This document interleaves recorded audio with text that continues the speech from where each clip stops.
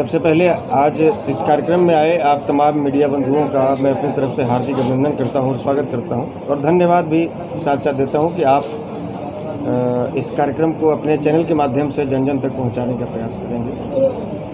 हम लोग विगत 13 अगस्त को पटना के रविंद्र भवन में एक बैठक किए थे पार्टी पदाधिकारियों के साथ में, जिसमें राष्ट्रीय और प्रदेश स्तर के पदाधिकारियों की नियुक्ति हुई थी और साथ साथ तमाम जिलों में जिलाध्यक्ष भी बनाए गए थे।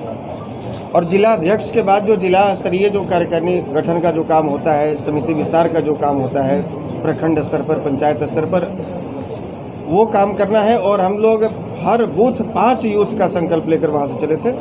उस संकल्प की पूर्ति है तो हम लोग एक मिशन पर निकले हैं कि तमाम जिलों में, जैसे अभी 2 दिन पहले हम लोग बेगूसराय में थे, कल हम लोग समस्तीपुर में थे, आज मुजफ्फरपुर में हैं, कल वैशाली में रहेंगे, परसों फिर छपरा सिवान। इस तरह से तमाम जिलों में, बिहार के सभी 38 जिलों में हम लोग जाकर अपने पदाधिकारियों के साथ में बैठक करके उनके जिम्मेवारियों का, वो अपनी जिम्मेवारियों का निर्वहन कैसे करेंगे, उनका दायित्व क्या है और उनका अधिकार क्या है, उनकी जिम्मेवारी क्या है, ये सारा चीज़ हम लोग उनको बताने का प्रयास कर रहे हैं और उनको ये अपने पदाधिकारियों को गाइड कर रहे हैं कि आप कैसे घर घर तक जाएं, जन जन तक जाएं और प्रत्येक बूथ 5 यूथ के संकल्प को हम लोग कैसे पूरा कर सकें। और इसी क्रम में आज हम लोग मुजफ्फरपुर आए हैं और आज इस रेणुका पैलेस में हमारे तमाम पदाधिकारियों के साथ में एक बैठक आयोजित की। देखिए, देश में बहुत सारे मुद्दे हैं, लेकिन आज के डेट में जो मेरे हिसाब से जो बेरोज़गारी की बात आपने की, वो सबसे महत्वपूर्ण मुद्दा है। क्योंकि हमारा देश युवा देश है और युवा यदि बेरोज़गार होगा तो देश का सबसे आप कह सकते हैं कि देश के लिए सबसे खतरा या सबसे खतरनाक व्यक्ति वह होता है जो युवा होता है और बेरोज़गार होता है। वो रोज़गार की तलाश में, वो अपने पेट भरने के लिए, वो अपने बच्चों के भरण पोषण करने के लिए, जब उसको नौकरी नहीं मिलेगी तो कुछ भी कर गुजरेगा, उसको पैसा चाहिए। तो सरकार को इस पर अविलंब ध्यान देते हुए, बाकी चीज़ें मंदिर मस्जिद होती रहेंगी, बाकी हिंदू मुस्लिम भी होता रहेगा, पाकिस्तान भी नक्शा से गायब हो जाएगा, लेकिन सबसे पहले यहाँ के युवाओं के पेट में भोजन रहेगा, तब वो हिंदुस्तान के लिए लड़ेगा। वो एडीएम के सिंह जी जो हैं, जो एक अभ्यर्थी पर जो परीक्षार्थी हैं, अभ्यर्थी हैं सीटेट के, वो हाथ में तिरंगा लिए हुए सड़क पर गिरा हुआ और लगातार लाठियाँ बरसा रहे हैं, सारी दबंगई अपनी दिखा रहे हैं उस छात्र पर। तो हमने अपने सोशल मीडिया के माध्यम से, आप मीडिया बंधुओं के माध्यम से उनको सस्पेंड करने की भी मांग हमने की है, उन पर कार्रवाई करने की मांग की है। वो केवल छात्र की पिटाई का मामला नहीं है, वो देश देखा है उस वीडियो को, पूरे देश ने देखा है। और पूरे देश में जो भी भारतीय नागरिक होगा, जिसको देश के प्रति प्रेम होगा, उस तिरंगे से प्रेम होगा, वो कभी भी इस चीज़ को सही नहीं ठहरा सकता है। और उन सबों की मांग है, केवल मेरी मांग नहीं है। आप मीडिया बंधुओं के माध्यम से हम अपील करना चाहेंगे, यदि बात हमारी सरकार तक पहुंचती है, कि आप अविलंब कार्रवाई करते हुए ऐसे पदाधिकारियों को कठोर से कठोर सज़ा दीजिए, ताकि आगे कोई इस तरह का पदाधिकारी अपने पावर का गलत इस्तेमाल न कर सके और छात्रों जो रोज़गार की मांग कर रहे हैं, छात्रों की बेरहमी से पिटाई के साथ साथ देश के तिरंगे का अपमान न कर सके। कल भी एक छात्र हमारे सामने मुद्दा उठाया है समस्तीपुर में कि हम ग्रेजुएशन कर रहे हैं भैया, लेकिन 5 साल हो गया, अब तक ग्रेजुएशन की डिग्री नहीं मिली है। वो LMU यूनिवर्सिटी का लड़का था। तो हमने कहा कि केवल ललित नारायण मिथिला यूनिवर्सिटी की यह मामला नहीं है, मगध यूनिवर्सिटी हो, पटना यूनिवर्सिटी हो, चाहे BR अम्बेडकर यूनिवर्सिटी हो, आपके यहाँ कोई भी यूनिवर्सिटी में आप चले जाइए, 3 साल में ग्रेजुएशन की डिग्री नहीं मिल रही है। फी में तो बढ़ोतरी हो ही रही है। प्रोफेसर को घर बैठा कर 2-2 लाख रुपये महीने दिए जा रहे हैं और वहाँ जो टेबल और बेंच और डेस्क लगे हुए हैं वो धूल फाँक रहे हैं। बिल्डिंग के नाम पर अरबों रुपए का घोटाला कर लिया जा रहा है। या सेशन भी तो लेट हो रही है। सेशन भी लेट हो रहा है। वही कह रहे हैं कि बिल्डिंग के नाम पर भी अरबों रुपए का घोटाला हो रहा है और रेगुलर पढ़ाई भी नहीं हो रही है किसी कॉलेज में। तो वो कॉलेज जो बिल्डिंग आप बना कर रखे हुए हैं, वो किस काम का रखे हुए हैं? आप उसको लॉज बना दीजिए, आप उसको हॉस्टल बना दीजिए और गरीब छात्रों को दे दीजिए पढ़ने के लिए। कम से कम उसमें रह कर पढ़ेगा, उसका इस्तेमाल तो होगा। ये जनता का टैक्स से आप जो बिल्डिंग और जो आप सेशन जो लेट कर रहे हैं, 3 साल के ग्रेजुएशन की डिग्री आप 5 साल में दे रहे हैं, तो क्या आप जो उम्र सीमा में 30 साल, 32 साल, 35 साल किसी कॉम्पिटिटिव एग्ज़ाम के लिए जो रखते हैं कि भाई इससे ज़्यादा अगर आपकी उम्र हो गई तो आप इस परीक्षा में शामिल नहीं हो सकते हैं, तो क्या वहाँ आप 3 साल बढ़ाएंगे? और इसमें यदि नहीं बढ़ाते हैं तो इसमें छात्रों का क्या कसूर है? आप उनके जीवन का वो 3 साल, महत्वपूर्ण 3 साल आप खा गए, आप बर्बाद कर दिए। जो उनको 6 अटेम्प्ट का मौका मिलता, अब उनको 3 अटेम्प्ट का मौका मिलता है। तो इसमें छात्रों का दोष कहाँ है? इसमें या गार्जियन का दोष कहाँ है? इसमें केवल और केवल सरकार दोषी है। लेकिन इस पर काम करने की इच्छा शक्ति हो तब तो काम करने।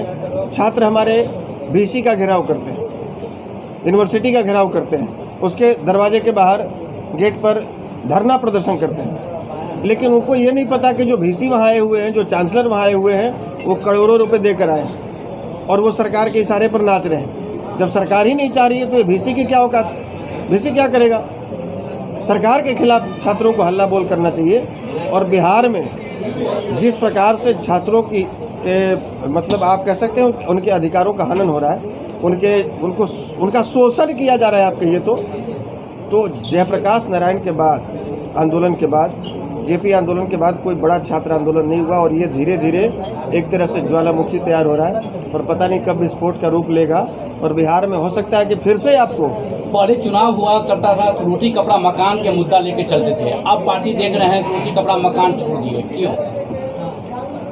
पहले जो राजनीति होती थी वो जनता की समस्याओं से सरोकार रखती थी और जो राजनेता भी होते थे वो लाल बहादुर शास्त्री जी जैसे होते थे, जो फटी हुई धोती पहनकर और विदेशों में जाते थे और खुद अपने हाथ से चाय बनाते थे और अपने यहाँ नौकरों को पिलाते थे या कर्मियों को पिलाते थे।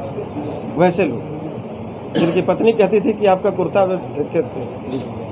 चीरा लगा हुआ है, फटा हुआ है, आप नई कुर्ता सिलवा लें, वो बोलते थे नहीं, अभी हमारे देश में अकाल पड़ा हुआ है, लोगों को भोजन नहीं जुट रहा, हम नई कुर्ता नहीं सिलवा सकते। तो वो सीधा जनता से सरोकार रखते थे और जनता की समस्याओं को समझते थे, दिल से, दिमाग से उस पर काम करते थे। आज केवल और केवल राजनीति या जो लोग बैठे हुए सत्ता में, वो बस अपने कुर्सी के आसपास में वो तार बिछा दे रहे हो, कांटा वाला तार, यहाँ तक कोई ना पहुँच सके। और बस पूरा ध्यान उसी में कि हमारी कुर्सी कैसे बची रहे, चाहे किसी के साथ। अभी नई सरकार बनी है, अभी नई सरकार बनी है तो उसमें कितने मंत्री दागी हैं, कैसे देखते हैं आपको? देखिए, नई सरकार जो बनी है इसमें मंत्री दागी हैं, तो पहले वाले सरकार में जो मंत्री थे वो क्या बिना दाग वाले थे? पहले वाले जो सरकार में जो थे, जो 17 साल एनडीए में थे, उनकी सूची निकाल लीजिए, या केंद्र में जो मंत्री अभी बने हुए हैं उनकी लिस्ट निकाल लीजिए, उनका आप क्राइम हिस्ट्री निकाल लीजिए, क्राइम रिकॉर्ड निकाल लीजिए, आपको पता चल जाएगा कितने दागदार हैं। और वो जो आरोप लगा रहे हैं कि फलाना मंत्री दागदार है, तो आप यदि कार्तिक मास्टर जी की बात करें जो अभी मीडिया में काफ़ी चर्चा में आया था, तो कार्तिक मास्टर के ऊपर जो आरोप लगा है कि वो एक अपहरण केस में एक्यूज्ड है, तो जो लोग आरोप लगा रहे हैं या मीडिया में इस बात को तुल दे रहे हैं, उनके पार्टी के शाहनवाज हुसैन पर बलात्कार का आरोप लगा है, तो पहले वो अपने शाहनवाज हुसैन जी को बलात्कारी बता दें, उसके बाद ये अपहरणकर्ता हो जाएंगे। किसी के ऊपर आरोप लगा देने से कोई क्रिमिनल नहीं हो जाता है। वर्तमान सरकार को कहीं ना कहीं आप समर्थन कर रहे हैं क्या? देखिए, हमारी कोई व्यक्तिगत दुश्मनी सरकार से नहीं है और सरकार का हम केवल विरोध ही करेंगे तो जनता का काम कैसे होगा? ये हमारा ही नहीं, ये आप मीडिया बंधुओं का भी और तमाम बिहार के 12 करोड़ आवाम का ये मतलब कर्तव्य बनता है कि सरकार को बेहतर तरीके से शासन करने में, उसको रूल करने में आप उनकी मदद करें ताकि वो जनता का काम कर सके। लेकिन यदि वो जनता की भावनाओं के साथ खिलवाड़ करें, यदि वो जनता से सरोकार न रखे, उनकी समस्याओं से केवल कुर्सी की बात करें, केवल बस उसी की बात हो, तो फिर ये जनता का अधिकार बनता है, हमारा भी बनता है, आपका भी बनता है कि जितने ईमानदारी पूर्वक हम समर्थन करें सरकार का, उतने ही ईमानदारी पूर्वक और डट कर उस पर उसका विरोध भी करें और उनसे सवाल भी करें। बिहार में कितने जिलों में मतलब आपका संगठन मजबूत हुआ है? अभी हम लोग बिहार के लगभग 32 जिलों में संगठन ज़मीनी स्तर पर बूथ तक पहुंचाने का प्रयास कर रहे हैं। कुछ जिले जो 6 जिले बचे हुए हैं वहां तक भी हम लोग पहुंच रहे हैं और वहां से भी लोग इंटरेस्टेड हैं, लेकिन अभी इस पर थोड़ा सा ज़्यादा हम लोग काम किए हैं, तो यहाँ पर हम लोग पंचायत और बूथ तक पहुँच रहे हैं। कहीं न कहीं 2024 की तैयारी हो रही होगी। जहाँ पार्टियां तो बनती है तो चुनाव लड़ने के लिए ही बनती हैं। 4200 रजिस्टर्ड पार्टियां हैं इंडिया में, तो सब की सब पार्टियां चुनाव लड़ने के लिए ही बनती हैं। तो हमारा भी ये प्रयास है कि 24 में हम लोग कुछ सीटों को चिन्हित किए हैं, 10 लोकसभा सीटों को चिन्हित किए, उसमें मुजफ्फरपुर भी है। तो ऐसे इन 10 लोकसभा सीटों में हम लोग इसके बाद जो अभी प्रक्रिया चल रही है, तमाम जिलों में जाकर पदाधिकारियों के साथ बैठक करके, समिति विस्तार करके, उन तमाम 10 लोकसभा के प्रत्येक गांव में जाएंगे और ग्राम चौपाल बुलाएंगे और हम लोग अपनी बात रखेंगे। हमारे पार्टी का एजेंडा क्या है, हमारी विचारधारा क्या है, हम लोग रखेंगे और हम लोग ये प्रयास करेंगे कि यहाँ पर मजबूती से हम लोग चुनाव लड़ें और चुनाव जीतें। अपना परिचय बताने। आशुतोष कुमार, अध्यक्ष राष्ट्रीय जनजन पार्टी।